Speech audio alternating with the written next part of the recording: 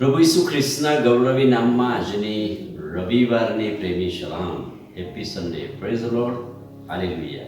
પ્રભુનો આપણે બહુ જ આભાર માનીએ છીએ, ઈશ્વરની સ્તુતિ કરીએ છીએ કે કોવિડ પછી જે બાઇબલ સ્ટડી આપણે શરૂ કરી છે, આ 5-10 મિનિટ આપણે ઈશ્વરની સંગતમાં બેસીએ છીએ, જોતજોતામાં 2 વર્ષ પૂરા થશે. ઈશ્વરનો બહુ જ આભાર માનીએ છીએ કે અલગ અલગ વિષયો પર પ્રભુનું વચન આપણે જોતા આવ્યા છીએ. છેલ્લે આપણે ઈશ્વરના આશીર્વાદો વિશેની વાત જોતા આવ્યા છે.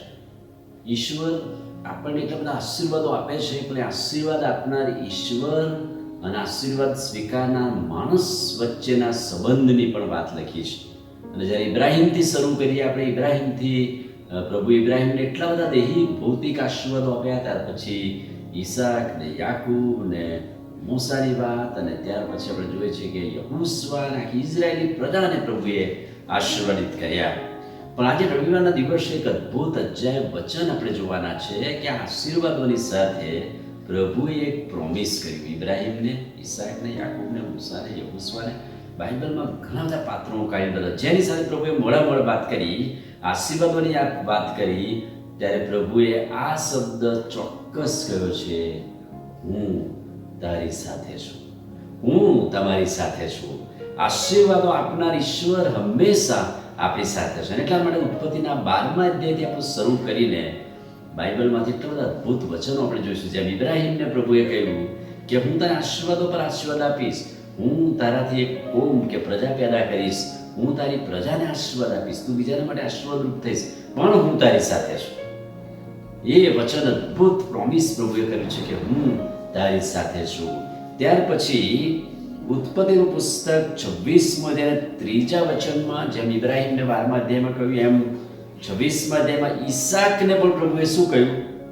પ્રભુએ ઈસાકને બોલાવીને કહ્યું, તું આ દેશમાં પરદેશી છે, પરદેશી ને પ્રવાસી છે, અને એટલે હું તારી સાથે રહીશ. જેમ તારા બાપ ઇબ્રાહીમને જે આશીર્વાદો આપ્યા, તે જ આશીર્વાદો હું તને આપીશ. હું તારી સાથે છું, પણ હું તને તારા બાપની જેમ આશીર્વાદો આપીશ. એ આશીર્વાદોના તું ભાગીદાર, પણ હું તારી સાથે છું. ઉત્પત્તિ 31:3 યાકૂબને બોલાવીને પ્રભુએ શું કહ્યું? તું તારા બાપ અને કુટુંબીજનો સાથે પાછો જા, હું તારી સાથે છું. જે બાપ ને કુટુંબીજનોને છોડીને નીકળેલો, મામાના ત્યાં ગયો ને ત્યાં આશીર્વાદિત થયો, ઈશ્વરે એટલા બધા આશીર્વાદો આપ્યા.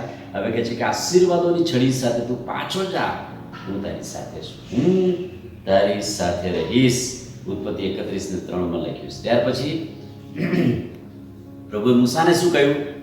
નિર્ગમનનું પુસ્તક 3જો અધ્યાય અને 12મું વચન પ્રભુએ મૂસાને બોલાવીને કહ્યું કે તું આ પ્રજાને છોડાવીશ, તું આ પ્રજાનો નાયક કે આગેવાન બનીશ, પણ હું તારી સાથે છું, હું સદા સર્વદા તારી સાથે છું. તું જા ને આગેવાની લે.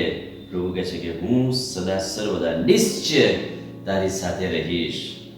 પુનર્નિયમનું પુસ્તક 31મો અધ્યાય 23મું વચન મૂસાના મરણ પછી કોણ આગેવાની લે? પ્રભુએ યહોશુઆને કહ્યું કે બળવાન અને હિંમતવાન થા. નૂનના દીકરા યહોશુઆને સોંપણી કરી અને તેણે તેને કહ્યું કે બળવાન અને હિંમતવાન થા, કેમ કે તું ઇઝરાયલ પુત્રોને આગેવાની આપીશ, હું તારી સાથે રહીશ, હું તારી સાથે છું. મિત્રો, આજે આ અદ્ભુત વચન કેટલા બધા વખતથી આપણે સાંભળતા આવ્યા છે અને સાંભળીએ છીએ, પણ આજે એક નવીન આશીર્વાદો સાથે આ શબ્દ આપણને યાદ દેરાવે છે. ઈશ્વર હંમેશા આપણી સાથે છે, પ્રભુ હંમેશા આપણી આગળ છે, પ્રભુ આપણી સાથે છે. આપણે બીવાની ગભરાવાની જરૂર. પ્રભુએ ઇબ્રાહીમને વચન આપ્યું, ઈસાકને, યાકૂબને, મૂસાને, યહોશુઆને, અસંખ્ય બીજા સેવકો છે કે જેમને પ્રભુએ વચન આપ્યું કે હું તમારી સાથે છું. અને એ જ પ્રભુ આજે રવિવારના દિવસ આપણી સાથે છે, પ્રભુ આપણી આગળ છે, પ્રભુ આપણને દોરવણી આપે છે. આમીન. પ્રાર્થના કરીએ. પ્રભુ, જે પ્રભુએ, જે યહોવાએ ઈસાક, ઇબ્રાહીમ, યાકૂબ, મૂસા, યહોશુઆ, અન્ય સેવકોને આ વચન આપ્યું કે હું તમારી સાથે છું, એ જ વચન આજે સવારે પ્રભુ તમે અમને આપો છો. તમે અમારી સાથે છો. અમારી પ્રાર્થના પ્રભુ ઈસુના નામમાં કરીએ છીએ. સાંભળોને માન્ય કરો. આમીન. God bless you.